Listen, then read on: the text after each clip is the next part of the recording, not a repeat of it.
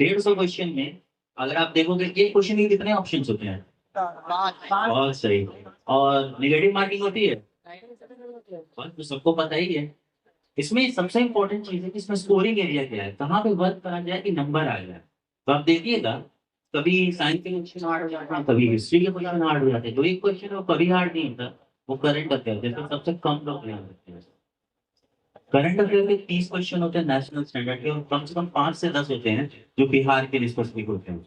ये 40 क्वेश्चन अगर आपने अच्छे से तैयारी की है, तो जिस तरीके की भी आप मटेरियल रिसर्च कर रहे हो, चाहे वो इंटरनेट से हो, चाहे वो ग्रुप स्टडी से कर रहे हो, चाहे वो आप किसी बुक को ले रही हो, दृष्टि आईएएस है, या आपके अरोमा क्लास वाले कहीं प्रोवाइड करते होंगे, या आप इंटरनेट पर देखते होंगे, यूट्यूब चैनल पर देखते होंगे, आई डोंट केयर कहाँ से कर रहे हैं, लेकिन अगर आप कर रहे हैं पिछले सिर्फ 6 से 8 महीने करंट अफेयर, और उसको लाइन बाय लाइन बात, ये नहीं कि यूपीएससी टाइप पूछ रहे हैं तो उसके अंदर भी क्या है, डिटेल की स्टेटमेंट है, इनमें से कौन कौन। तो बायोलॉजी पे अच्छे से ध्यान दीजिएगा।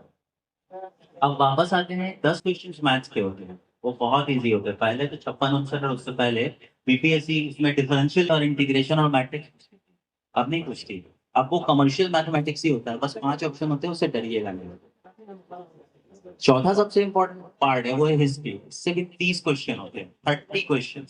ये हिस्ट्री के लिए क्वेश्चन है, तो इसमें 20+ मॉडर्न इंडिया से होते हैं।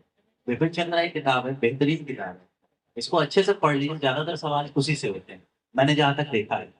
तो पहली बार में ही हो गया था, तो बाकी दोनों पीटी 63 और 64 का मतलब नहीं रहा, वो एग्जाम दिया नहीं मैंने। तो 60 62 के बीच हो सकती है, ये चीजें बहुत सारी थी हुई कि भाई करंट मतलब सॉरी हिस्ट्री के क्वेश्चन बहुत ज्यादा है। हिस्ट्री के क्वेश्चन में आपको हिस्ट्री के क्वेश्चन में आपको मॉडर्न इंडिया के क्वेश्चन बहुत ज्यादा है। ये चीज देखिए, 40 क्वेश्चन आपको पॉलिटी भी रहता है, इकोनॉमिक्स भी रहता है, and at the same time geography भी रहता है, और इनके सवाल बहुत इजी होते हैं।